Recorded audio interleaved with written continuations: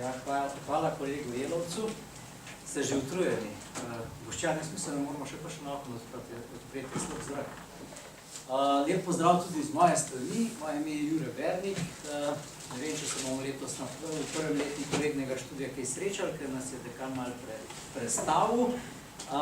Jaz upravljam tudi funkcijo tajnika fakultete, nič groznega, to je predvsem stalna komunikacija z Ministrstvom za visoko šolstvo, se pravi vse tisto, kar rabimo kot ena resna šola, kot bi rekel, licenca za upravljanje naše dejavnosti, tako kot se vi ne morate brez vozniškega izpita voziti, se fakulteta za podjetništvo brez akreditacij pri ministrstvu ne sme lotevati te dejavnosti, kar seveda daje tudi garancijo za to, da so vse vaše diplome, na koncu tudi javne listine.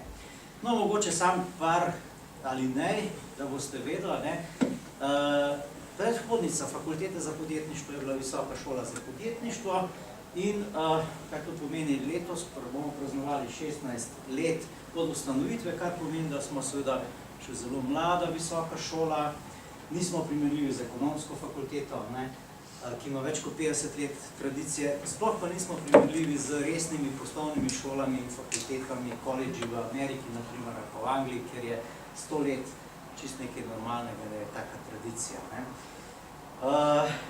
Se pravi, hodite na fakulteto za podjetništvo, smo samostojni visokošolski zavod in vaš čas je seveda poudarek podjetništvo, tudi, kakor sem rekel, doktor Stanovnik je pač omenil, kaj so podjetne zadeve, kaj je podjetništvo. Tako da nekako smo takrat 20 let nazaj začeli s temi zgodbami. Predhodnica Visoke šole za podjetništvo je bil pa tako imenovana Geo College, poslovno-izobraževalni center. Imamo v sistemu, imamo Geo College delniško družbo, to tudi prav, da veste, kot družba mati. Potem imamo pa fakulteto za podjetništvo, kamor ste se vi upisali, potem imamo center višjih šol, kjer izvajamo 2-letne programe in pa seveda imamo še tako imenovani poslovni center, poslovno-izobraževalni center. Naši študiji so skladni z bolonjsko deklaracijo, se pravi 3-letni dodiplomski študij in potem možnost seveda nadaljevanja na podiplomskem ali pa drugi bolonjski stopnji, kot temu rečemo.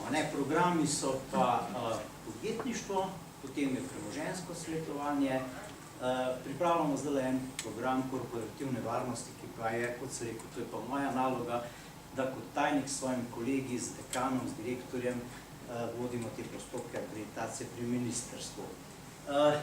Je kaj izrednih študentov tukaj med vami? Ampak ste vsi toliko mladi, da sploh ne nobene razlike.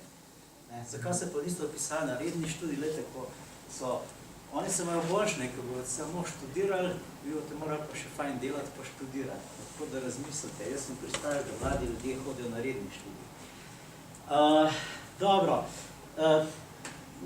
nekoč smo bili bolj prisotni v Piranu, ampak zdaj smo se nekako skoncentrirali tukaj na lokaciji World Trade Centra v Ljubljani.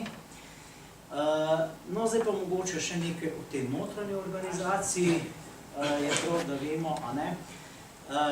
Zdaj se boste srečali z nekaterimi novimi termini, naprimer dekana, prej niste poznali, ste imeli ravnatelja srednje šole, pa direktorja nekega šolskega centra in tako naprej. No, najvišji ta strokovni organ je tako imenovan senat, kjer so pravzaprav najbolj pooblaščeni profesori, ljudje z izkušnjami, z visokimi habilitacijami in tako naprej. Ampak pomembno je, da pri soupravljanju fakultete sodelujejo tudi študentje. In gledajte, od 9 članov imate kar 2 predstavnika v senatu, kar pomeni, da glas študentov, če boste seveda aktivni, če boste imeli prave predstavnike, lahko veliko s svojimi predstavniki v senatu dosežete. No, potem imamo še upravni odbor, ampak ta je bolj, bi rekel, za materialne, za finančne zadeve, poslovanja fakultete, ima samo 3 člane. Bolj je pomemben senat. Potem je akademski zbor, kjer je pač zbor vseh visokošolskih učiteljev, mi rečemo včasih po predavateljem, pravilno so visokošolski učitelji, In tam imajo tudi študente svoje predstavnike. No, za vas je najbolj pomemben študentski svet, kjer so predstavniki rednih in izrednih študentov in imajo seveda svojega predsednika, podpredsednika in vse skupaj 9 članov. Zdaj morate dobro razmisliti, ko se boste malo spoznali, koga boste predlagali v ta organ, ki je vaš predstavnik. Dekana ste že spoznali, piše se Vadnjal, bravo. Doktor Jaka Vadnjal, direktora ste spoznali, piše se. Doma vas bo starši danes vprašali, kdo je dekan, kdo je direktor. Doktor Draško Veselinovič, se je predstavljal. Ja, morate ta ključna imena živeti. Predsednik akademskega zbora je pa doktor Dejan Milovac. Te stvari že morate malo vedeti. Dobro. Potem gremo še beseda katedra. To je ena taka, bom rekel, zaokrožena enota. Tukaj študenti nimate svojih predstavnikov.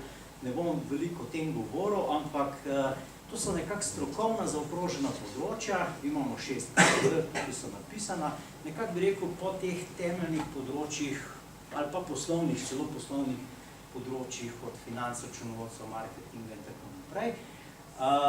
Predstojnikov vam zdaj ne bom našteval, to so naši kolegi visokošolski učitelji.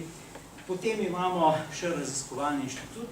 Pri študiju vas bomo poskušali vpeljati tudi v raziskovalno delo. Tukaj bodo seveda sodelovali mentori, profesori. Imamo raziskovalni inštitut, ki ga tudi vodi trenutno še dr. Vadnjal, ki pa je medtem postal dekan. Knjižnica. Knjižnico upam, da boste tudi kaj fizično obiskali. Obiskali jo boste seveda tudi, zdaj seveda so informacijska tehnologija omogoča, da veliko stvari delate online, kot se temu reče, ampak knjižnica je bistvena zadeva tudi na fakulteti. Srečali ste se pa že z referatom za študijske in študentske zadeve, ko ste se upisovali. In vse, prvi kontakt, ta bi rekel frontna linija, študent fakulteta je referat. In pa naše kolegice, ki se bojo tudi kasneje malo bolj predstavljene. To je nekako naša organiziranost skladno z statutom fakultete. Prav je, da veste, kje so profesori, kje so podporne službe, naprimer referat je podporna služba, informatika je podporna služba, knjižnica je tudi tisti del pomemben, kje so profesori, kje so študente, kaj je vmes. Zato morate nekaj o tem vedeti. No, še mogoče nekaj te mini statistike. V letu 2011 smo že imeli 1000. diplomanta, kar je kar lepa številka za Slovenijo, pa za GEA College. Čez 1100 jih je diplomiralo. Specializacija je bila eno mestno obdobje, predno so ti bolonjski študiji prišli. Magistrirali pa tudi 123 študentov. To so podatki konec prejšnjega tedna. To se pravi, vsi imate željo biti med temi 1100 in več. Približno 100 diplomantov vsako leto diplomira in nekih 20 jih pa magistrira. Dejstvo pa je, da ne smem povedati, koliko je bilo vseh vpisanih. Bistveno več. Naprimer, zdaj se nam je zgodilo, da smo imeli 90 študentov, ki so opravili vse izpite enkrat v preteklosti, pri nas pa še niso imeli diplome.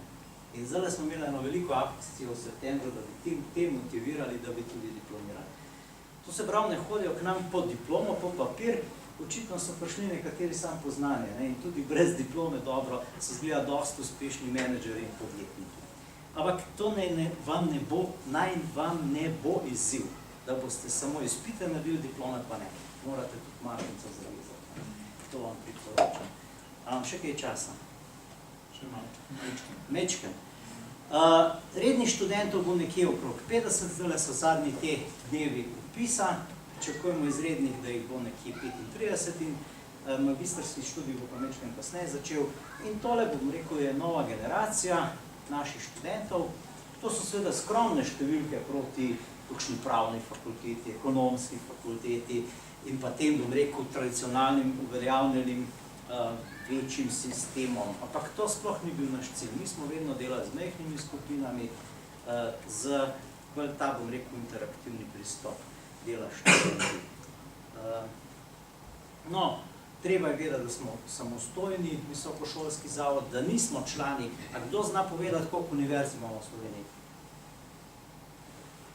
Eno. Blizu. Ja. Imamo univerzo v Ljubljani, to študent Bruc mora vedeti.